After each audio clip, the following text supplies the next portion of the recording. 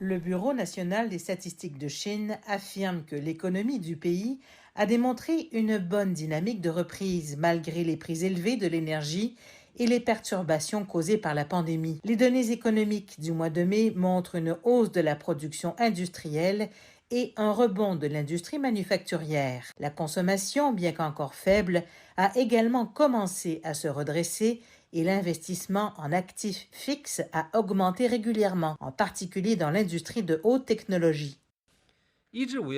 Au cours des 5 premiers mois de l'année, les investissements en immobilisation ont augmenté de 6,2% en glissement annuel. C'est 0,72% d'un mois sur l'autre pour mai.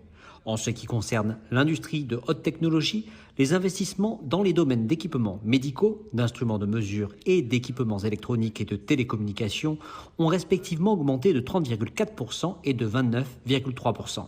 Les importations et les exportations ont aussi augmenté en mai, la valeur totale du commerce extérieur augmentant de 9,6% en glissement annuel. Par ailleurs, le taux de chômage urbain a commencé à baisser. En mai, le taux de chômage urbain recensé était de 5,9%, soit 0,2 points de pourcentage de moins que les mois précédents. Les données sur l'inflation sont restées stables, l'indice des prix à la consommation ayant augmenté de 2,1% en glissement annuel et la croissance des prix de la production industrielle a continué de ralentir.